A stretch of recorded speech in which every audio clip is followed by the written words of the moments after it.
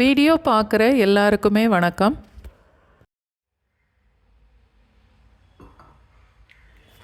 வெள்ளை பூசணிக்காய் போட்டு ஒரு மோர் குழம்பு, அதோடு சேர்த்து சாப்பிட்றதுக்கு கொஞ்சம் காரமாக பரங்கிக்காய் ஃப்ரை, இந்த ரெண்டும் இன்றைக்கி செய்து பார்க்கலாம்.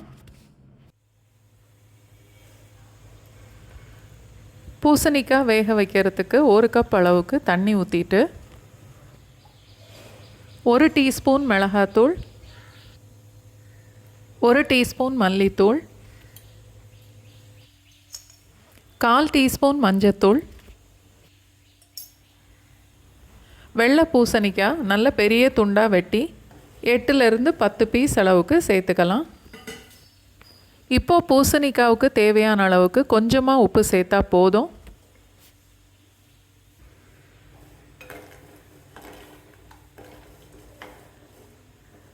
அரைக்கிறதுக்கு 1/2 டேபிள் ஸ்பூன் தேங்காய், 1 டீஸ்பூன் சீரகம் நல்லா நைஸாக அரைச்சி எடுக்கணும்.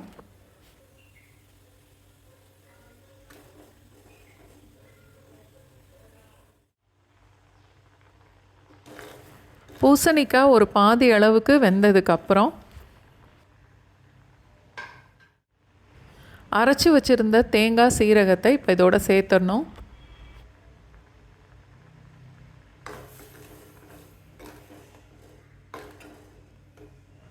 பூசணிக்காய் நல்லா வேகட்டும். அடுப்பு மீடியம் ஃப்ளேம்லேயே வச்சு வேக விடலாம்.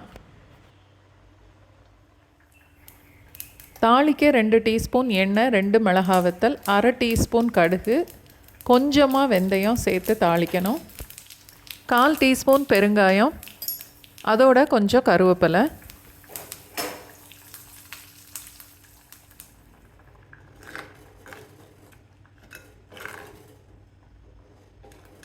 பூசணிக்காய் நல்லா வெந்ததுக்கப்புறம் தாளிச்சதை எடுத்து சேர்த்துட்டு 1/2 கப் அளவுக்கு நல்ல கெட்டியான மோரும் சேர்த்துட்டு இப்போது அடுப்பை ஆஃப் பண்ணிடலாம். மோர் கொதிக்கக்கூடாது. குழம்புக்கு தேவையான அளவுக்கு உப்பு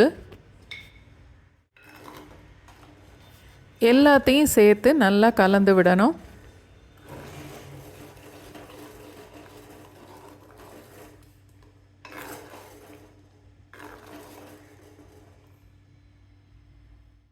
கொஞ்சம் மல்லி இலையும் சேர்த்துட்டா இப்போ நம்ம பூசணிக்காய் மோர் குழம்பு ரெடி ஆயிடுச்சு. பரங்கிக்காய் ஃப்ரை செய்கிறதுக்கு 2-3 டீஸ்பூன் அளவுக்கு இந்த பேனில் எண்ணெய் ஊற்றுறேன்.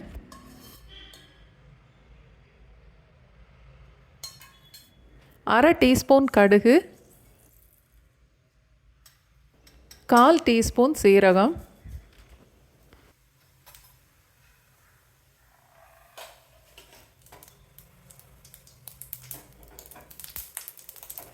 ரெண்டு 3 கொத்து வரைக்கும் கருவேப்பிலை, 2 கப் அளவுக்கு பரங்கிக்காய். நல்ல பிஞ்சு பரங்கிக்காய்ங்கிறதுனால நான் தோல் எடுக்காமல் வெட்டியிருக்கேன். தோலோடு சேர்த்து சமைச்சாலே ரொம்ப நல்லாயிருக்கும். அடுப்பை லோ ஃப்ளேமில் வச்சுட்டு ஒரு 2 நிமிஷத்துக்கு அப்படியே மூடி வச்சிடலாம்.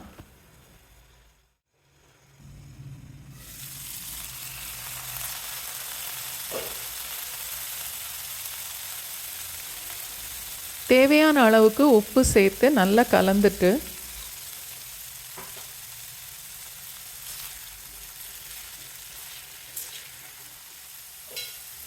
இன்னும் 1 நிமிஷம் வரைக்கும் மூடி வச்சிடலாம்.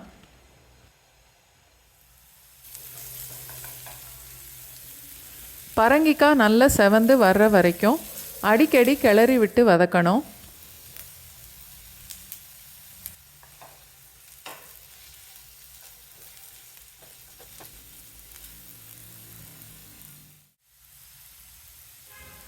ஒன்றரை டீஸ்பூன் அளவுக்கு நான் சாம்பார் பொடி சேர்க்குறேன். சாம்பார் பொடி இல்லைன்னா குழம்பு மிளகாத்தூள் கூட சேர்க்கலாம். கொஞ்சமாக தண்ணி சேர்த்து நல்லா கலந்து விட்டுட்டா இந்த பொடி காயோட நல்லா சேர்ந்துடும்.